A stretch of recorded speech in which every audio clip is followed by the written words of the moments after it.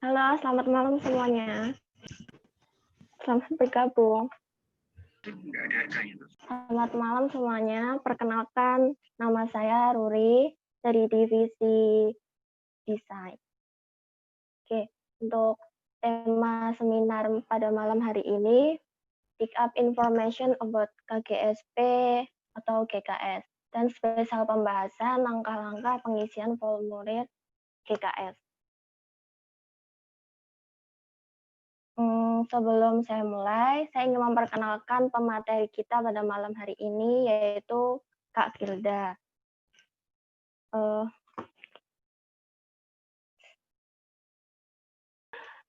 Oke. Selamat malam semuanya. Perkenalkan, nama saya Ruri. Saya dari anggota Hangoko With Me di Divisi Desain. Untuk tema seminar pada malam hari ini, pick up information about KGSP or GKS, dan spesial pembahasan cara-cara pengisian formulir. Oke, sebelum saya mulai, saya ingin memperkenalkan pemateri pada malam hari ini, yaitu Kak Hilda. Selamat malam, Kak. Halo malam semuanya. Halo, Kak. Selamat malam. Halo, Kak. Oke. Kak Hilda ini mengambil major Master of Business Administration di Yonsei University. Coba mulai, saya akan membacakan rules-nya dulu.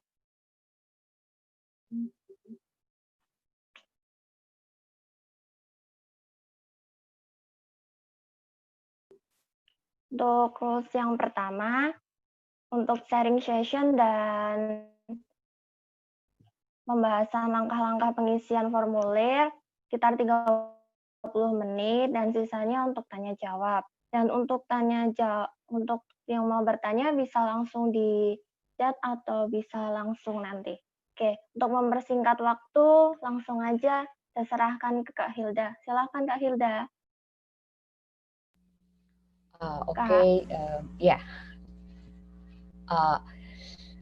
Assalamualaikum warahmatullahi wabarakatuh.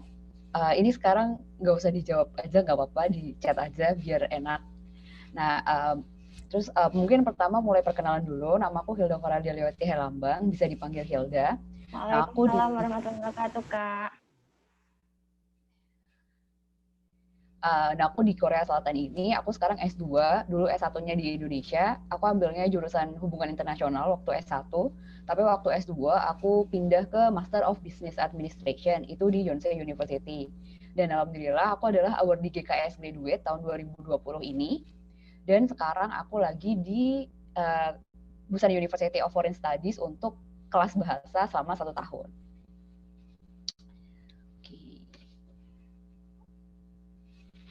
Oke, itu mungkin perkenalan aku secara singkat. Nanti kalau saya mau tanya-tanya lebih dalam nanti, di sesi selanjutnya. Nah, aku mungkin pertama aku mau jelasin yang paling awal dulu sebenarnya GKS itu apa sih? Nah, GKS itu sendiri mungkin banyak yang udah dengar atau bahkan udah nyari-nyari. Nah, GKS itu adalah kepanjangannya Global Korean Scholarship, jadi beasiswa dari pemerintah Korea Selatan, salah satunya untuk negara Indonesia.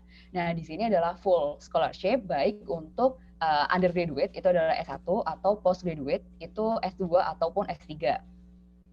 Nah, di sini kalau misalnya untuk jadwal pembukaannya, itu biasanya kalau untuk undergraduate yang S1 itu September sampai Oktober. Nah, di sini sekarang lagi pembukaan dan nanti tanggal 7 Oktober itu deadline penutupan untuk yang kedutaan, untuk yang anak S1-nya. Nah, untuk S2-nya itu biasanya di bulan Februari setiap tahunnya.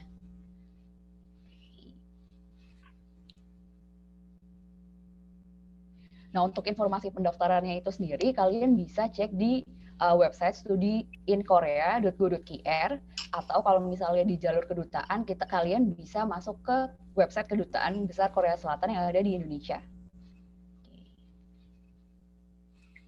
Nah, terus untuk Nah, jalur GKS ini sendiri itu ada dua. Ini tuh paling sering ditanyakan. Karena untuk daftarnya tuh kayak gimana sih untuk GKS itu sendiri? Nah, karena jalurnya ada dua, itu yang pertama adalah jalur universitas dan yang kedua adalah jalur kedutaan. Nah, aku mulai dari jalur universitas terlebih dahulu. Nah, jalur universitas ini sendiri biasanya setelah di studi in Korea dari niatnya itu ngasih pengumuman bahwa ada pembukaan GKS, nah itu bakal ada di pengumuman universitas masing-masing tentang guideline mereka. Jadi biasanya untuk universitas itu kadang ada dokumen tambahan, nah itu semuanya bisa dilihat di pengumuman universitas. Nah kalau untuk jalur universitas itu biasanya hanya bisa memilih satu jurusan dan satu universitas. Jadi kalian harus benar-benar sangat berhati-hati saat memilihnya. Nah, nanti semua dokumennya setelah kalian persiapkan, kalian akan kirim langsung ke universitas tujuan kalian di Korea Selatan. Oke. Nah, terus kalau misalnya untuk yang jalur kedutaan. Nah, kalau misalnya jalur kedutaan ini sendiri, itu sebenarnya sama. Kalau bedanya adalah bakalan kirim dokumennya ke Kedutaan Besar Korea Selatan di Jakarta. Nah, jadi kalau misalnya kalian nggak mau, istilahnya adalah kirim dokumennya nggak mau jauh-jauh ke Korea Selatan, nah itu bisa ke jalur kedutaan. Nah, jalur kedutaan ini sendiri pasti ada pengumuman di website kedutaannya. Nah, kedutaan itu pasti punya peraturan-peraturan sendiri biasanya di setiap tahunnya. Kalau kedutaan dia itu butuh 3 rangkap dokumen. Kalau misalnya universitas itu 1 rangkap dokumen. Nah, tapi tiap tahun ini ganti-ganti persyaratannya, jadi benar-benar harus dicek di pengumuman masing-masing. Nah, terus kalau misalnya jalur kedutaan ini sendiri, kalian itu bisa pilih 3 universitas dan 3 jurusan. Nah, ini mau 3 jurusannya sama, tapi di 3 universitas berbeda itu nggak masalah, atau jurusannya beda dan universitasnya beda itu nggak masalah, sesuai dari aplikan masing-masing. Kak Hilda, maaf Kak. Itu tadi bisa pelan-pelan nggak Kak? Oke, boleh. Kecepatan soalnya. Iya, iya. Makasih Kak. Iya, makasih udah dikasih tahu. Aku orangnya suka kecepatan gitu. Nggak apa-apa Kak. Oke. Mungkin kayak aku ulangin ke hal yang penting dulu kali ya. Oke. Nah, jadi kalau misalnya ya, jadi dia ini GKS Global Korean Scholarship ini adalah beasiswa dari pemerintah Korea Selatan yang diberikan untuk salah satunya negara Indonesia. Nah, untuk pendaftarannya biasanya itu pasti ada 2 jalur. Nah, kalian ini bisa pilih aplikannya mau jalur universitas atau jalur kedutaan. Nah, bedanya apa sih antara jalur universitas atau kedutaan? Nah, kalau misalnya jalur universitas, itu kalian harus mengirim dokumennya. Jadi nanti waktu pembukaan pendaftaran itu di studiinkorea.co.kr, kalian tuh bisa cek, di situ ada. Nah, nanti di pengumuman universitasnya sendiri, mereka akan ngumumin lagi guideline setiap universitas itu masing-masing pasti berbeda. Jadi kalian harus cek baik di Studi in Korea websitenya atau di universitasnya. Nah, terus kalau misalnya kalian pilih jalur ke universitas, itu kalian cuma harus pilih 1 jurusan dan 1 universitas. Nah, jadi kalian itu benar-benar harus hati-hati kalau pilih jalur universitas. Jadi misalnya kalian pilih Seoul National University jurusannya International Relation, ya udah kalian cuma bisa pilih 1 itu. Nah, berarti kalau di embassy bisa 3 ya Kak ya? Iya, benar banget. Jadi kalau misalnya di embassy kalian bisa pilih 3 universitas dan 3 jurusan. Nah, oke. Aku balik lagi ke jalur universitas. Nah, di jalur universitas itu tadi kalian kalau misalnya udah semua dokumennya dikumpulin, nah itu nanti kalian harus kirim langsung ke universitas tujuan. Jadi kalian harus kirimnya ke Korea Selatan. Nah, kalau misalnya kalian mau kirim yang deket nih di Jakarta aja, nah itu silahkan masuk ke jalur kedutaan. Itu bisa kirim ke Kedutaan Besar Korea Selatan di Jakarta. Gitu. Oke.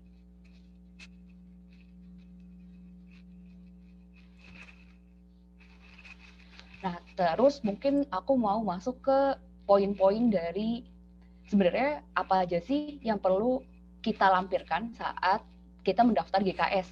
Jadi listnya ada apa aja.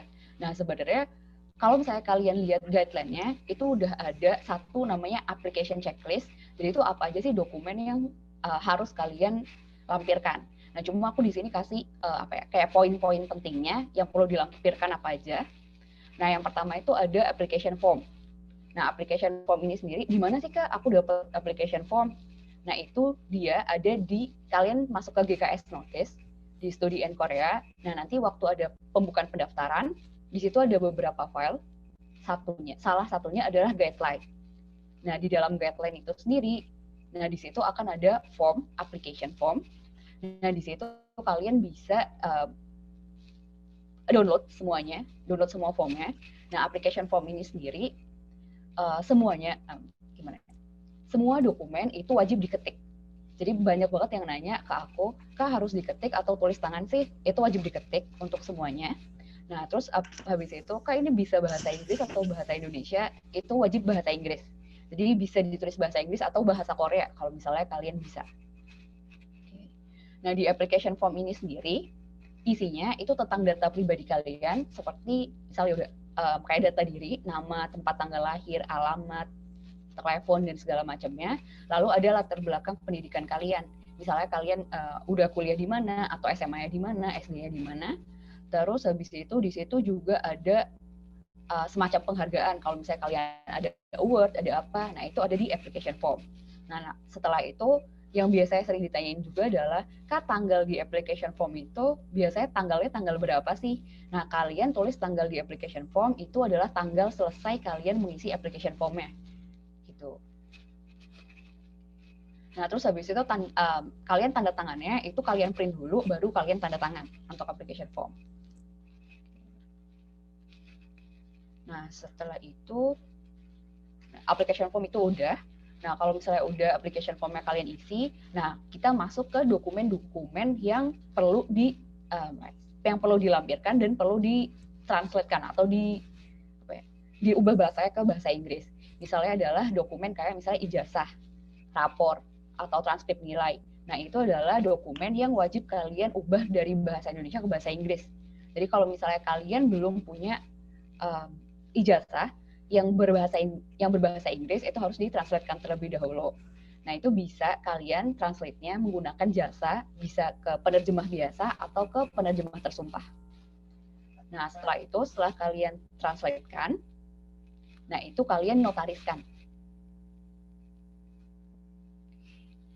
Nah, pasti biasanya ada yang tanya, kan notarisasi itu apa sih sebenarnya?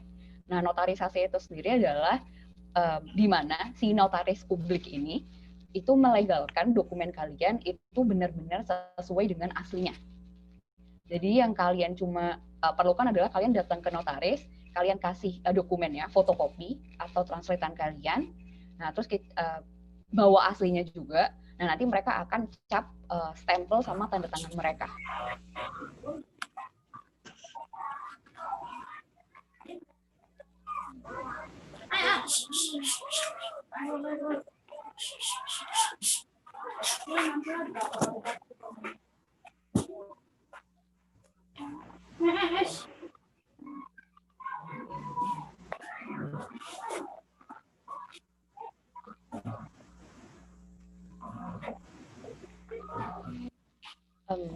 Tolong bisa di-mute.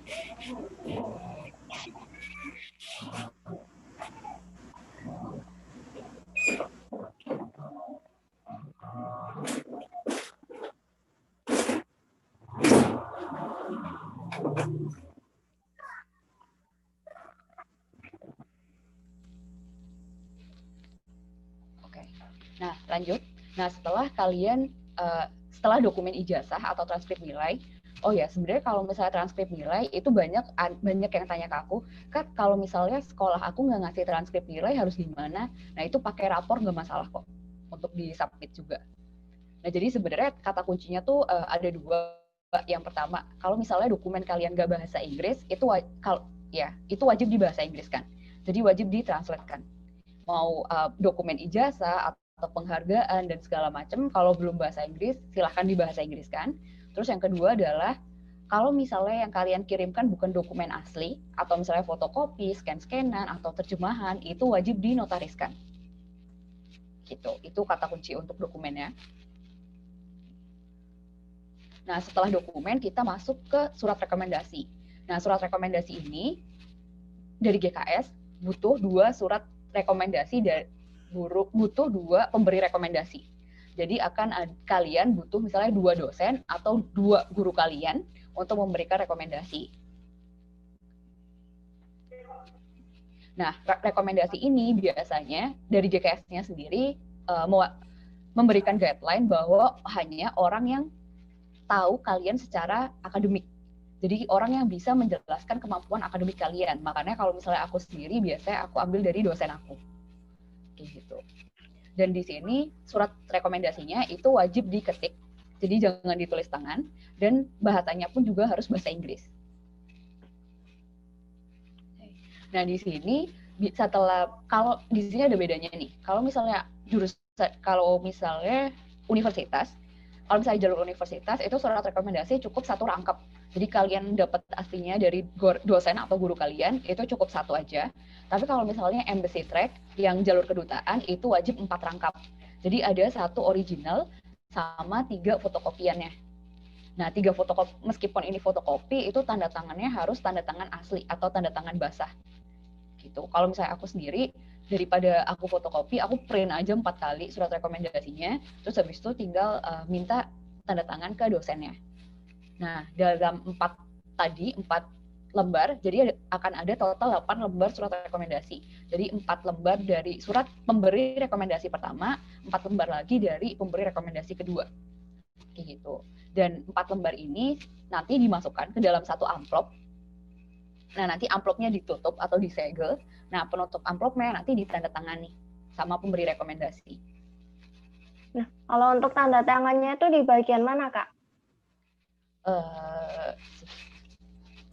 Tapi kalau misalnya aku bingung ngasih tahu ini. Nggak ada itu. Nah, kalau misalnya nih, biasanya kalau misalnya amplop kan ada penutupnya kayak gini kan.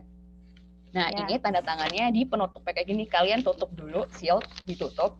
Nah, habis itu tanda tangannya di sini, di tengah-tengahnya. Jadi nggak bisa, jadi kalau misalnya orang buka tuh udah kelihatan banget. Kayak gitu. Jadi ditutupnya ya, di tengah-tengah tutupnya ini. Oh, begitu ya, Kak. Terus itu setelah surat rekomendasi, aku masuk ke sertifikat bahasa. Jadi sebenarnya sertifikat bahasa, banyak yang nanya, sertifikat bahasa tuh sebenarnya harus dilampirkan atau enggak? Jawabannya itu enggak, karena itu opsional. Jadi terserah kalian aplikannya mau dilampirkan atau enggak. Sertifikat bahasa yang dimaksud itu bisa bahasa Inggris. Bahasa Inggris itu ada IELTS, ada TOEFL, ada TOEIC. Tapi TOEFL-nya itu harus yang IBT. Jadi kalau misalnya TOEFL ITP itu nggak bisa.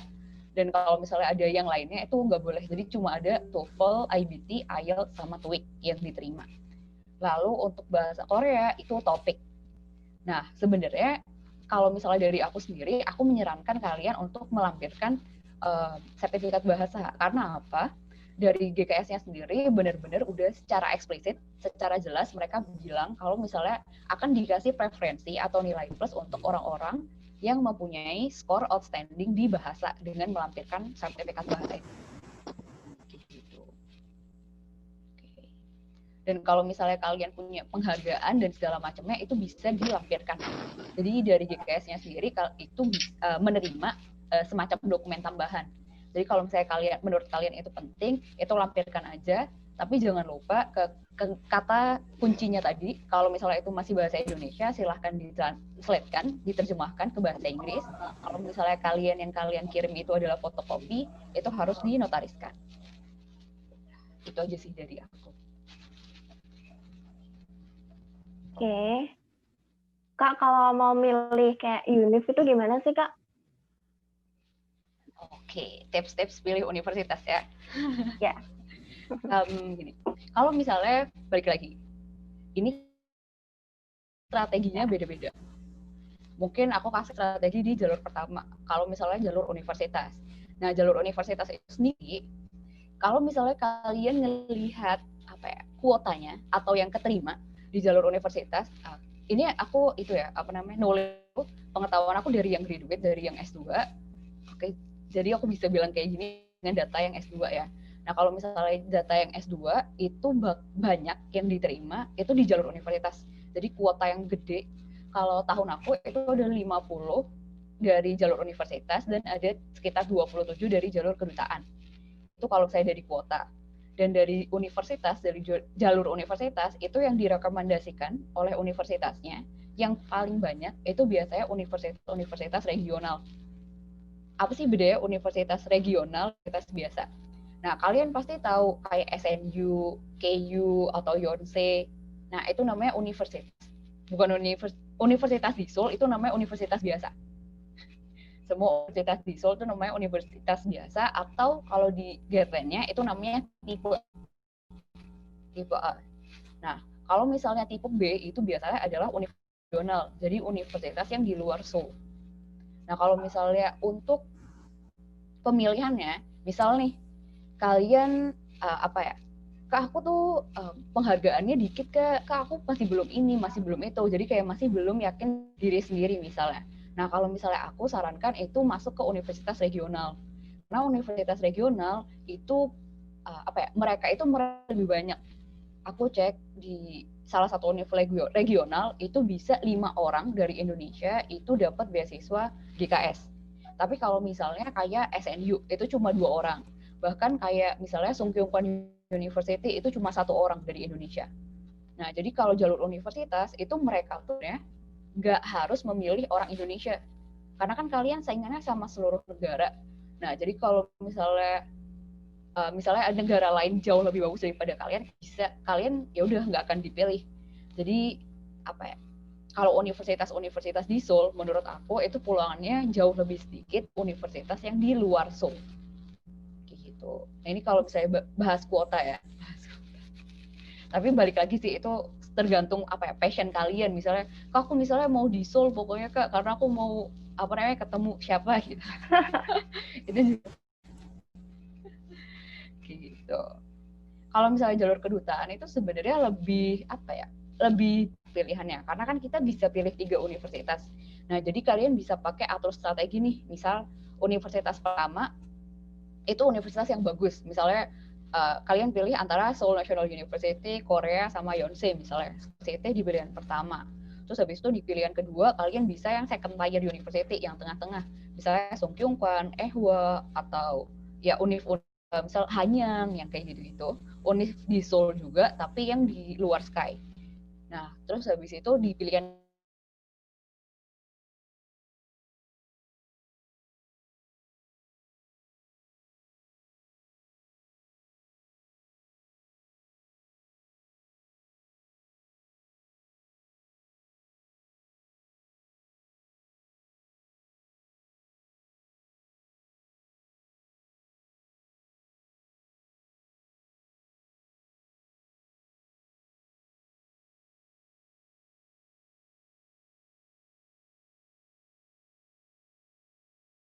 univ tipe B apa yang bagus. Nah, ini sebenarnya kalau aku ini relatif sih karena aku biasanya juga lihatnya di QS World Ranking gitu. Nah, kalau misalnya yang paling bagus tuh PNU, Pusan National University. Kalau dari QS World Ranking ya untuk tipe B. Kayak gitu. Ya sebenarnya dari apa ya, kalau universitas-universitas regional itu sebenarnya bagus-bagus kok untuk yang di kota-kota besar di Korea. Jadi kalau misalnya kayak kota nomor 2 terbesar kan Busan. Nah, makanya PNU tuh lumayan bagus. Terus habis itu ada Gwangju, itu namanya ada Chonam National University. Nah, jadi di setiap kota-kota besar itu pasti punya. Kayak misalnya di Jeonbuk. Nah, itu di Jeonju ada namanya Jeonbuk National University.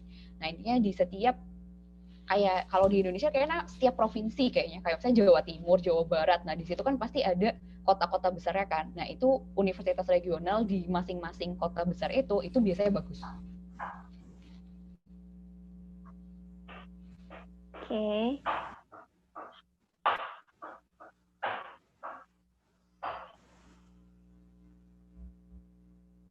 Kita langsung ke tanya jawab aja ya, Kak.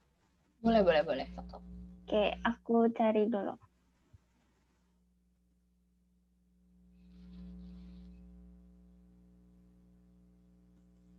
Kak, ada yang tanya, Kak, cara buat study plan dan personal statement itu gimana ya?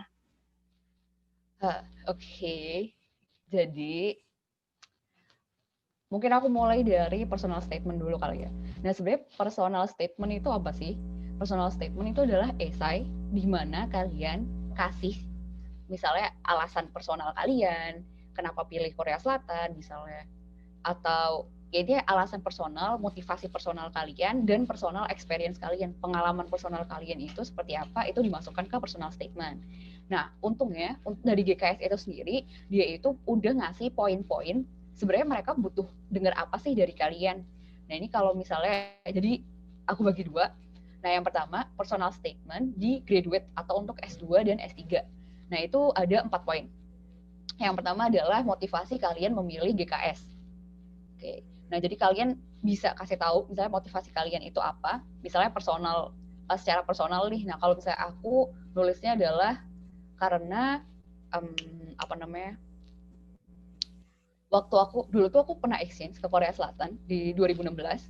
Nah, aku tuh tulis karena aku udah pernah ke sana dan ternyata tuh sistem pendidikan Korea Selatan tuh sebagus itu dan aku ngerasa apresiatif, lebih diapresiasi. Jadi aku pingin masuk S2 itu apa ya? Environment atau lingkungan waktu S2 aku tuh kayak gitu. Sama waktu itu aku juga bilang kalau MBA di Korea Selatan itu tuh bagus, apa namanya, sangat praktikal, sama ada magang juga dan bagus kualitas edukasinya. Nah, itu alasan kenapa aku pilih Korea Selatan dan motivasi aku untuk apply KS. Terus habis itu yang kedua adalah pertama adalah motivasi apply GKS itu apa. Nah, yang kedua adalah kenapa kalian pilih Korea sebagai tujuan studi kalian. Nah, terus habis itu yang ketiga itu ada yang ketiga itu adalah family background kalian, background pendidikan atau pekerjaan kalian yang berhubungan dengan GKS.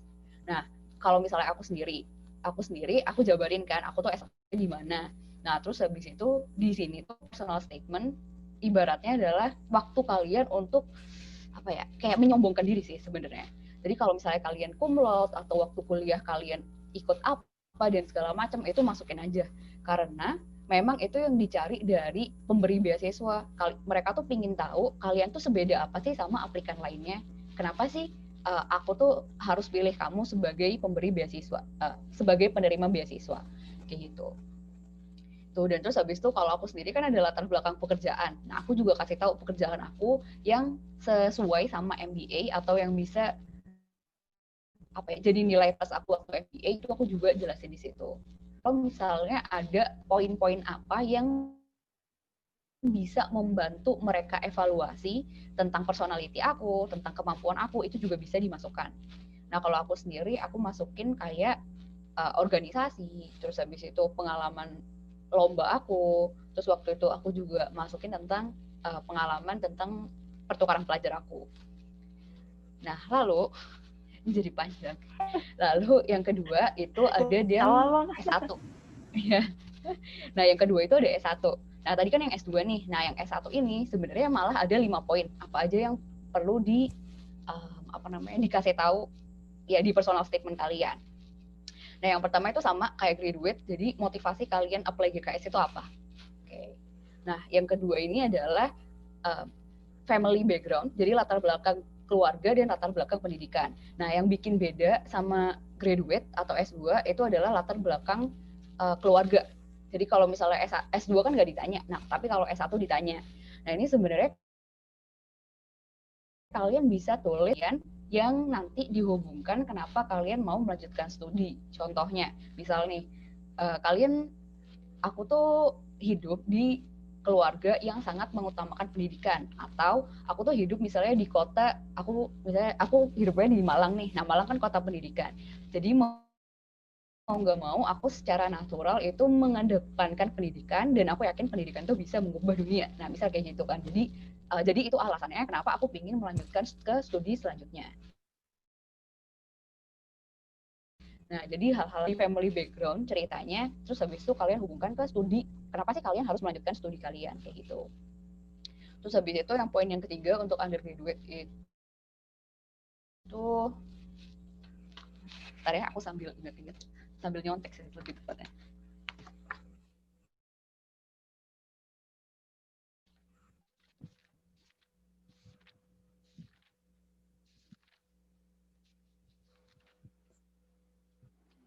Oh, nih. Nah, poin yang ketiga itu untuk undergraduate, untuk S1 adalah pengalaman kalian yang signifikan sama resiko yang kalian ambil dan pengalaman yang kalian dapatkan. Nah, itu di poin ketiganya.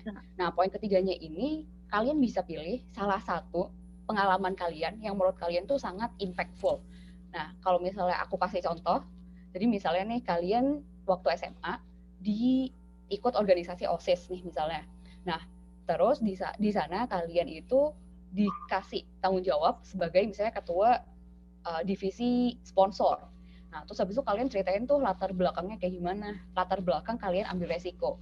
Nah, misalnya sampai 2 bulan sebelum acara. Maaf ya, Kak. Iya, nggak apa. Lanjutkan. Nah, oke, lanjut. Nah, jadi misalnya kalian itu sebagai ketua sponsor nih, divisi sponsor. Nah, 2 bulan sebelum acara tuh masih belum ada sponsor sama sekali nih. Nah, akhirnya kalian mengambil resiko, kalian proposalnya itu dibikin baru ulang dari awal, terus habis itu dibuat sekreatif mungkin. Nah, terus habis itu yang paling penting adalah bukan ketika kalian ambil resikonya, tapi gimana sih cara kalian mengatasi masalahnya dan impact-nya kayak gimana. Nah, misalnya setelah kalian mengubah proposalnya, misalnya dari kotak doang nih, bentuknya kalian ubah jadi warna daun, kayak jadi ikan atau apalah, ya sesuatu yang inovatif yang baru. Nah, akhirnya dari sana proposalnya dilihat menarik, akhirnya makin banyak kayak misalnya sponsor yang datang dan akhirnya sampai akhir kalian bisa menutup anggarannya. Nah, jadi hal-hal kayak gitu itu bisa diceritakan di dalam personal statement. Kayak gitu. Jadi lebih ke pengalaman-pengalaman kalian yang menurut kalian itu menarik banget kayak gitu. Terus habis itu poin nomor 4 adalah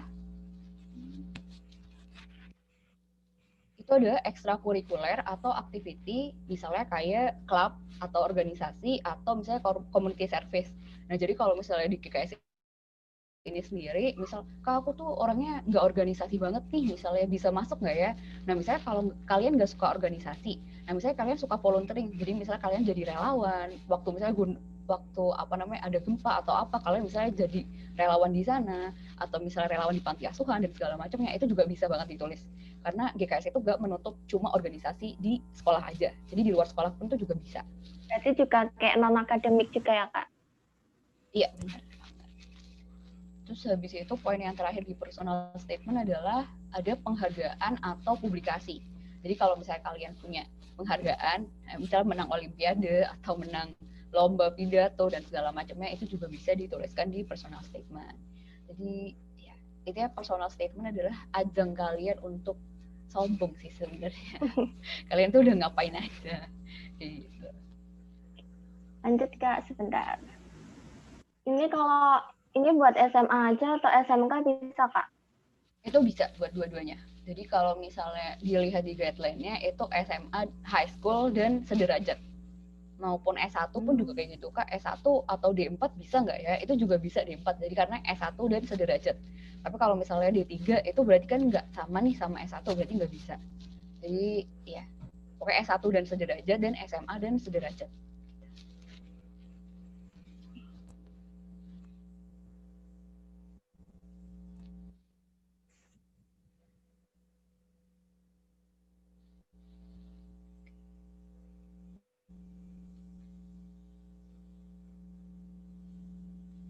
Okay, next question. Oke. Bentar, Kak. Oke. Ini mau ada yang tanya langsung bisa, Kak?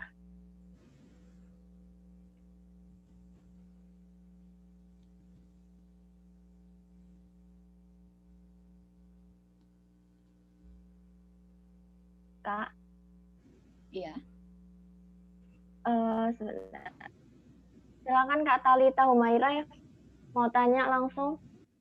Oke, halo Kak Hilda.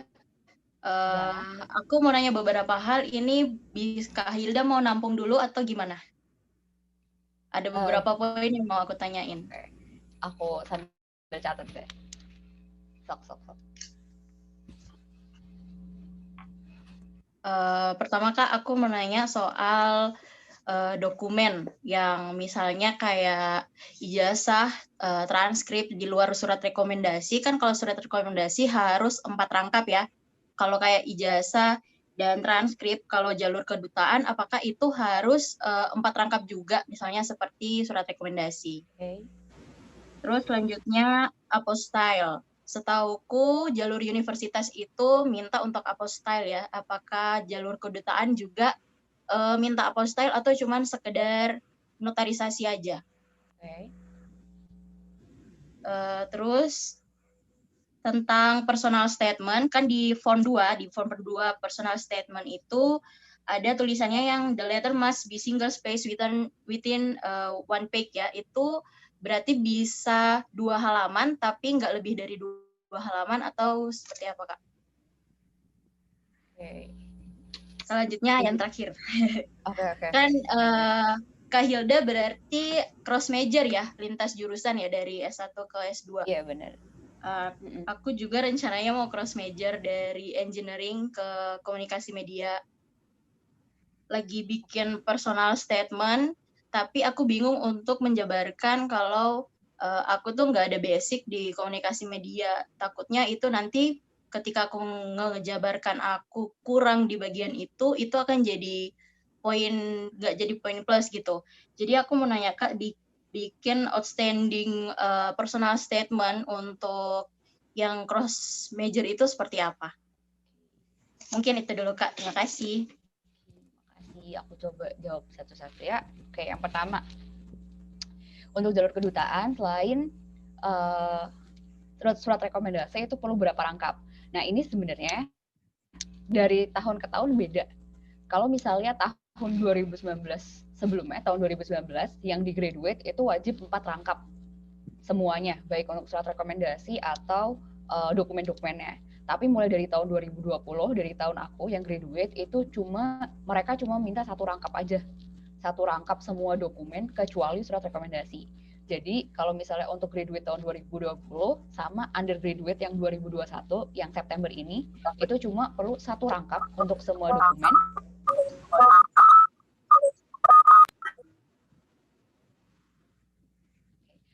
Cuma perlu 1 rangkap untuk semua dokumen. Nah, yang surat rekomendasi 4 rangkap.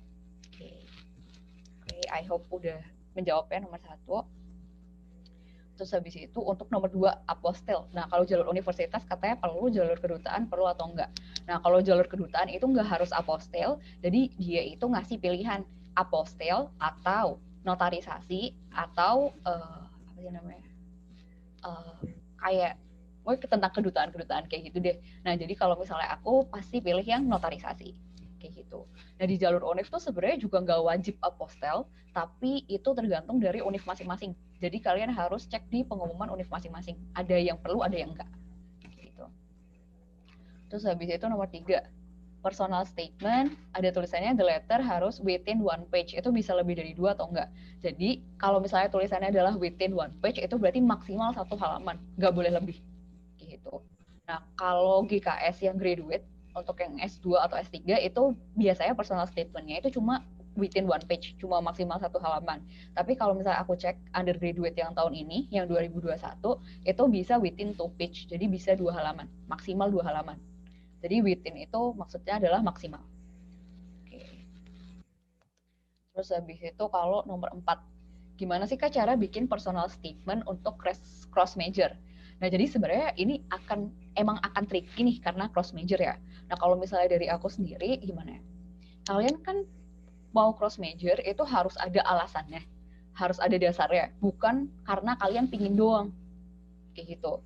Nah, jadi kalau misalnya dasar aku cross major itu adalah karena saat aku cari kerja, nah itu tuh aku udah kerja selama 3 tahun setelah aku S1, nah itu ternyata bisnis atau MBA ini itu sangat dibutuhkan di lapangan pekerjaan atau career path yang pingin aku dapat untuk kedepannya. Nah, jadi di situ aku mulai menghubungkan antara, makanya aku nulis itu lebih banyak tentang kerjaan aku di bisnis tuh kayak gimana biar nyambung sama MBA. Nah, kalau misalnya waktu aku nulis tentang latar belakang pendidikan, aku cuma bilang aku tuh anak HI nih. Nah, di HI, karena HI itu untungnya adalah HI adalah luas. Nah, aku bilang kalau aku waktu HI adalah jurusannya itu tentang ekonomi. Jadi nggak jauh-jauh banget. Kayak gitu. Nah, kalau misalnya dari engineering, masalahnya mau masuk ke komunikasi. Nah, menurut aku karena apa ya, misalnya kalau kamu tuh harus cari apa ya, benang merahnya. Misal waktu kuliah, kamu tuh ikut organisasi, ada kan kalau nggak salah tentang entah radio club atau public speaking club misalnya kayak gitu. Nah, itu menurut kamu tuh apa ya, di situ kamu tuh menemukan jati diri kamu sendiri misalnya. Terus habis itu waktu kamu kerja misalnya, nah itu ternyata malah lebih cocok di sana. Makanya S2 kamu itu ganti jurusan kayak gitu. Jadi jangan sampai bilang kamu tuh nggak tahu komunikasi sama sekali. Nah, itu malah nggak boleh sih, karena jatuhnya kamu tuh ngeliatin diri kamu sendiri bahwa kamu tuh bukan ngasal sih pilihannya. Maksudnya milihnya tuh cuma pakai hati aja, nggak ngelihat maksudnya latar belakang dan kondisi yang akan mendukung kamu nantinya gitu sih. Kak mau tanya, kalau rekomendasinya itu dari guru SMA atau dosen, Kak? Nih, kalau misalnya tergantung nih kalian mau daftar apa. Kalau misalnya kalian daftar S2 itu berarti dari S1. Kalau misalnya kalian daftar S1 itu berarti dari guru SMA. Jadi surat rekomendasi adalah dari pendidikan sebelumnya. Oke, saya ambil alih sebentar. Boleh dilanjutkan, Kak? Ini udah itu sih, lanjut ke pertanyaan selanjutnya kalau ada, atau aku mau jawab dari chat aja atau gimana? Oh, kita lanjut ke pertanyaan berikutnya, Kak. Oke.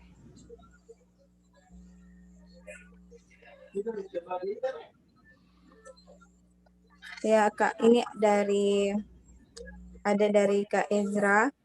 Kak, GKS itu bisa buat double degree enggak? Jawabannya nggak bisa ya. GKS cuma 1 degree aja. Oh, jadi nggak bisa ya, Kak? Cuma 1 major aja? Iya, benar. Oke, kita lanjut ke pertanyaan berikutnya.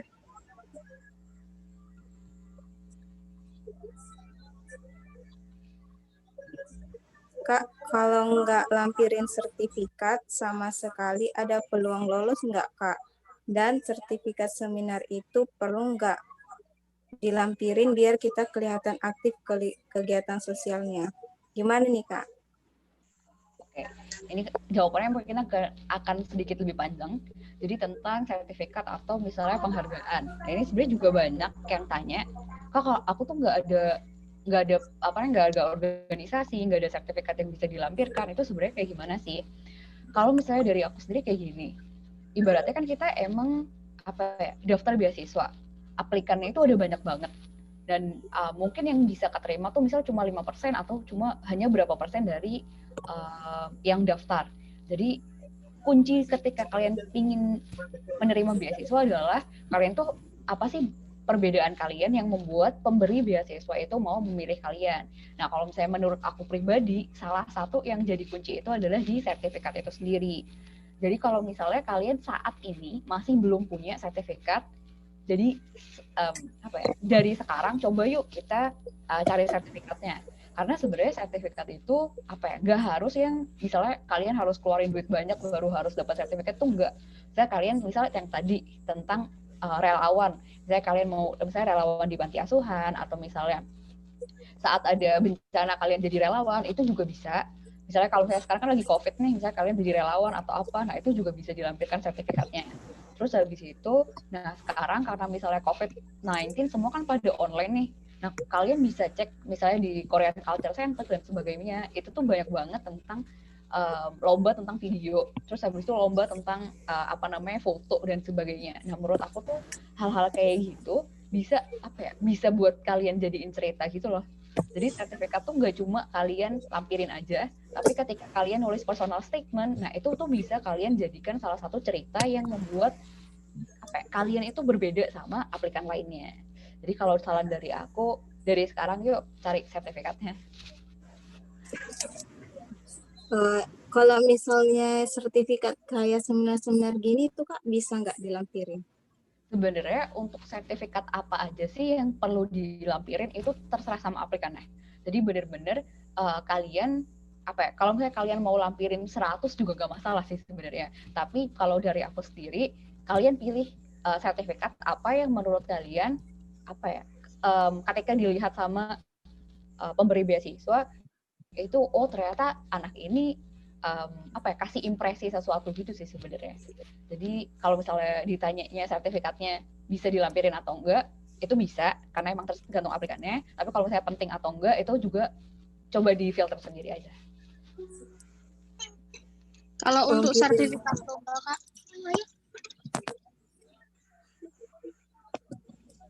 sertifikat tunggal bisa kok dilampirin. Mungkin ada yang ingin bertanya langsung, silakan angkat tangannya. Dan kami batasi ya pertanyaan itu cuma satu aja.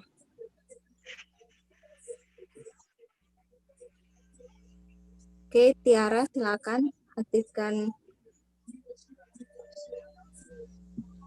Kak mau tanya, latar belakang sekolah atau univ itu mempengaruhi lolos GKS apa enggak ya Kak? Yang kamu Makasih. maksud sama latar belakang itu apa? Misal aku sama teman aku daftar Kak, terus sekolah dia itu lebih bagus gitu, kayak lebih bagus dari sekolah aku, peluangnya itu lebih besar dia atau sama aja Kak? Makasih. Kalau menurut aku latar belakang sekolah tuh menurut aku ya, ini pribadi ya, nggak terlalu ngefek sih, apalagi kalau misalnya untuk SMA, karena mereka Korea pun nggak tahu sebenarnya SMA yang lebih bagus di Indonesia itu yang mana tuh mereka nggak tahu. Nah, jadi kalau misalnya dari aku, yang paling menentukan adalah prestasi kamu sendiri. Jadi kalau misalnya meskipun dia dari universitas bagus nih, tapi ternyata dia nggak ikutan organisasi, nggak ada penang lomba, tapi sedangkan kamu meskipun dari universitas yang biasa aja, tapi kamu punya apa ya, misalnya banyak sertifikat, terus waktu nulis itu personal statement-nya bagus, nah itu menurut aku sih jauh lebih banyak peluang yang ikutan punya sertifikat gitu daripada yang SMA-nya bagus.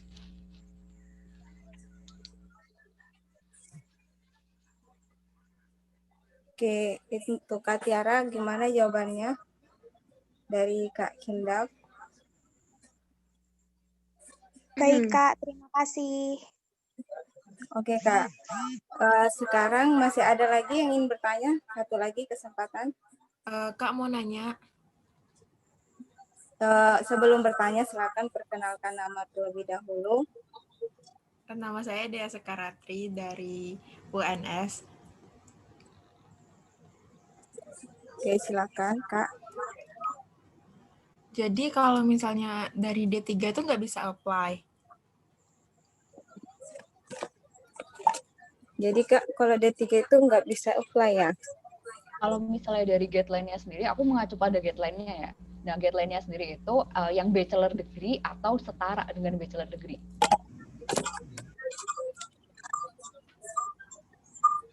Ya, jadi kalau misalnya menurut aku sendiri sih dari guideline-nya D3 sih belum bisa. Oh, makasih Kak. Iya. Oke, kita masih ada waktu sedikit lagi ya Kak.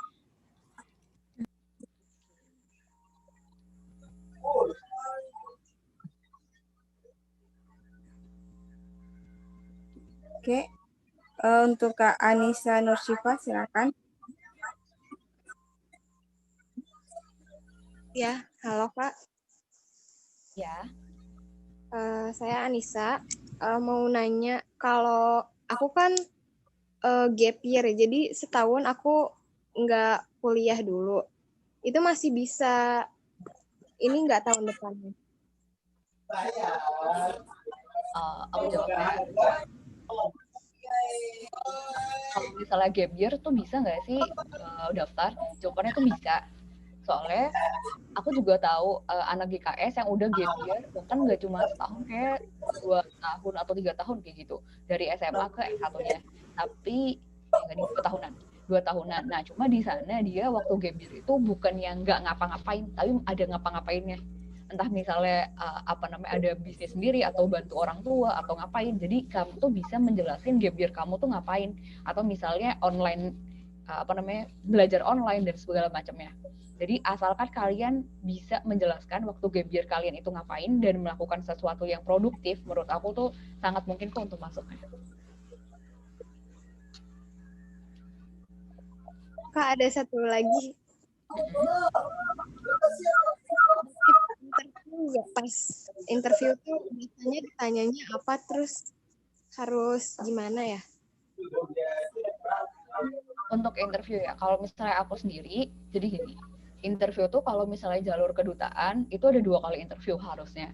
Itu jadi di interview di kedutaannya dulu, sama nanti interview waktu universitas. Nah, tapi waktu tahun aku, graduate tahun 2020, untuk interview kedutaan itu ditiadakan. Soalnya kan biasanya interviewnya tuh offline, sedangkan waktu itu lagi COVID, lagi naik, lagi tinggi-tinggi banget nih. Jadi akhirnya ditiadakan.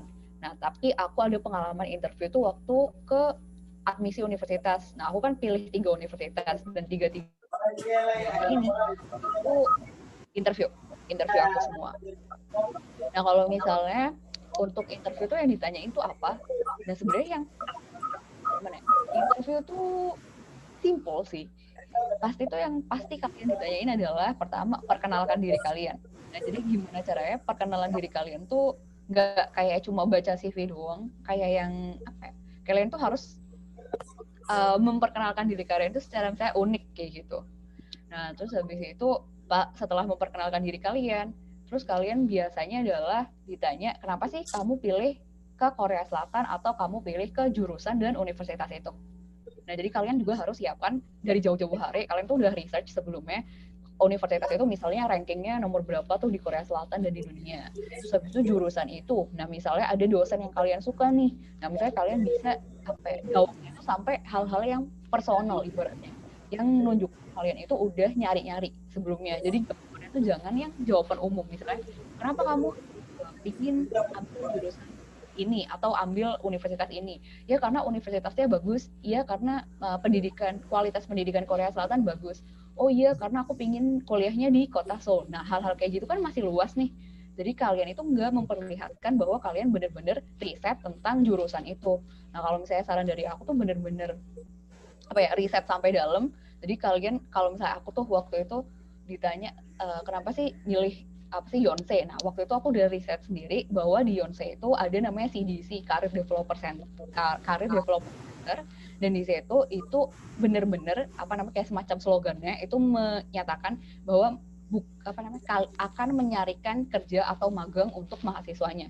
Jadi bukan kita yang nyari, mereka yang akan nyarikan. Nah, aku bilang bahwa aku tuh interest banget di situ karena ada Career Development Center ini. Nah, hal ini tuh kalian tuh harus benar-benar riset dulu, baru informasi ini kalian dapatkan. Nah, hal-hal kayak gitu akan lebih bagus ketika kalian kalian jawab kayak gitu waktu wawancara.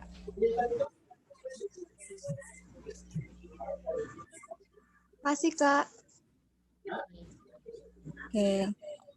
Kak, kalau tentang pengisian formulir nih, apa sih kesalahan yang biasa nggak kita kayak nggak kita tahu tapi tiba-tiba itu bisa buat kita gagal? Sebenarnya saya pikirkan dulu. Kayak hal kecil itu kayak surat rekomendasi gitu kan, kalau misalnya tanda tangannya salah pasti akan juga dinilai gitu. Gimana? Menurut aku sebenarnya daripada hal-hal yang kecil, gini. Jadi kalau misalnya GKS kan ada namanya guideline GKS kan. Kalau misalnya di dalam guideline yang nggak ada, berarti itu bisa diimprovisasi sebenarnya. Jadi kalau misalnya nih ada yang nanya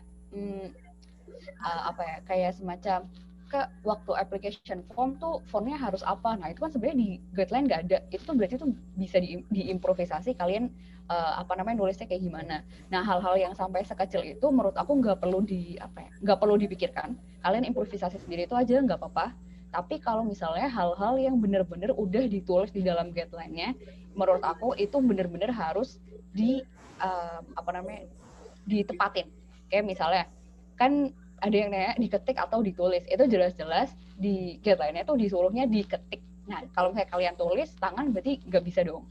Terus habis itu kayaknya personal statement itu udah ada di guideline-nya, harus fontnya Times New Roman, terus habis itu ukurannya 11 dan spasinya itu single space.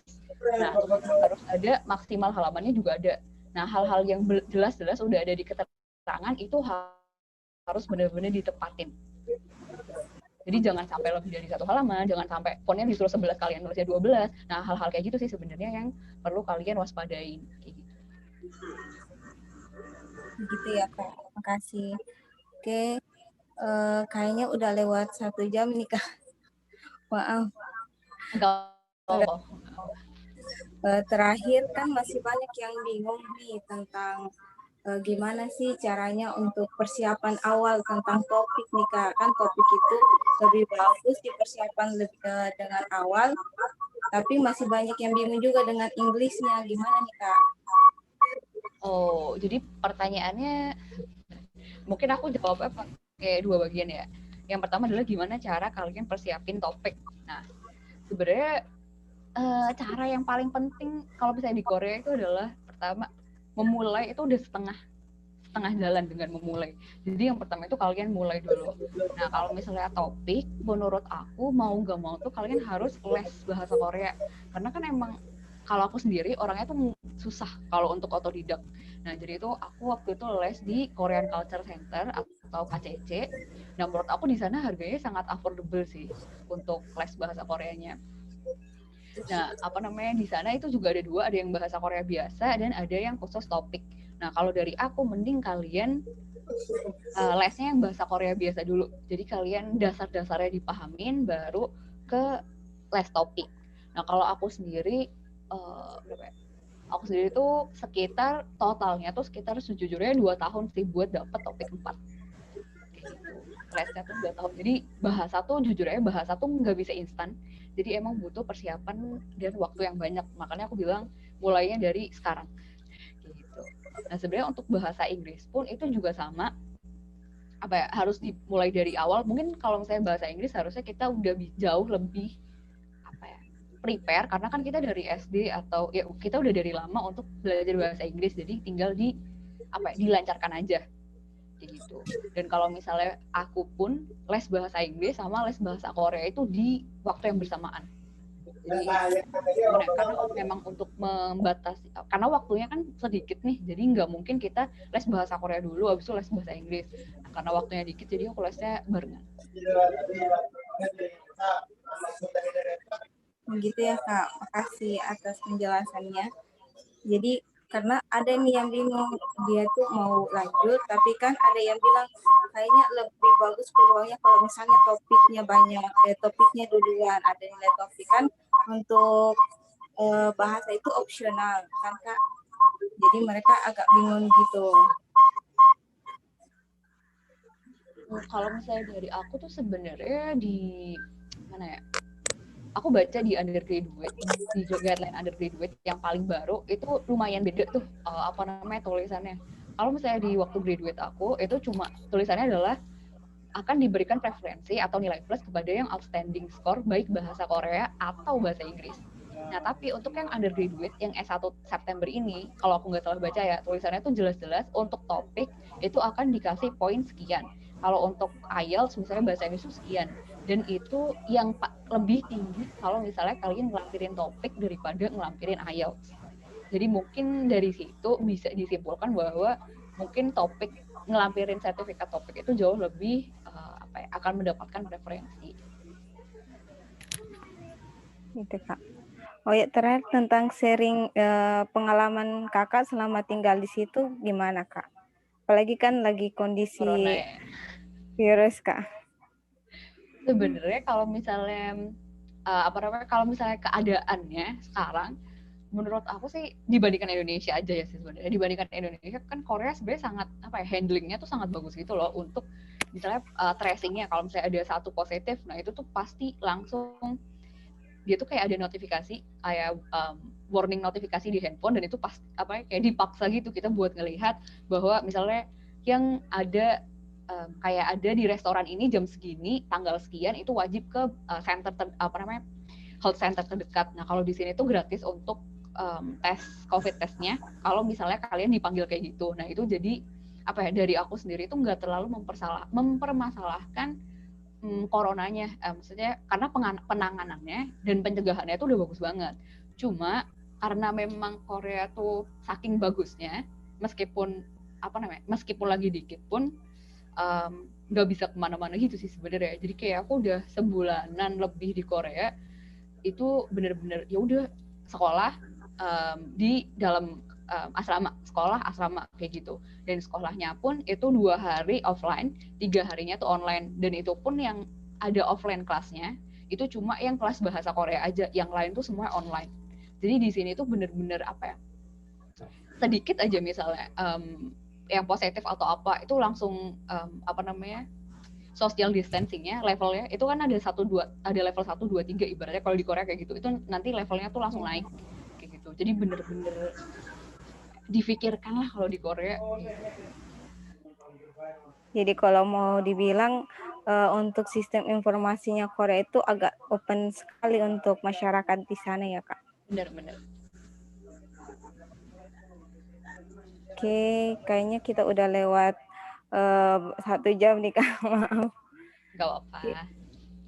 Mungkin kita langsung ke closing statement dulu Kak, untuk kasih kesemangat nih buat teman-teman yang mau gapai impiannya. Oke. Closing statement ya. Jadi kalau misalnya mungkin aku daripada closing statement aku kayak mau ngasih latar belakang sih. Sebenarnya aku tuh sebelum aku GKS, aku tuh udah daftar 9 beasiswa untuk S2 dan semuanya tuh ditolak. Aku tuh udah daftar tuh dari 2018 ke beasiswa apa aja. Kalau misalnya mau LPDP, Australian Awards, Fulbright, Chevening. Jadi kayak kalian pernah dengar beasiswa apa tuh aku insya Allah udah pernah daftar. Dan itu nggak diterima semua. Terus habis itu untuk GKS pun aku tahun lalu udah daftar di 2019, itu juga nggak diterima. Jadi baru diterimanya tuh di tahun kedua. Jadi itu bener-bener kalian tuh ibaratnya mulai dulu, karena kalau misalnya nih kalian gak daftar, kesempatan buat kalian keterima tuh 0%. Tapi kalau misalnya kalian daftar, kesempatan kalian keterima itu 50%. Jadi 50% keterima sama 50% gak keterima. Jadi yang paling penting menurut aku tuh daftar. Terus kalau misalnya kalian gagal misalnya atau gak keterima, itu bukannya give up, bukannya nyerah, tapi evaluasi. Aku tuh sebenarnya gagal kemarin tuh karena apa? Nah, kayak gitu. Jadi setiap kegagalan kan kalian evaluasi terus kan. Nah, nanti tuh pasti ada kok ujungnya kalian tuh diterima di salah satu beasiswa. Karena beasiswa itu menurut aku tuh kayak jodoh gitu. Jadi bukannya kalian yang gak bagus, tapi kalian masih belum cocok aja sama beasiswanya.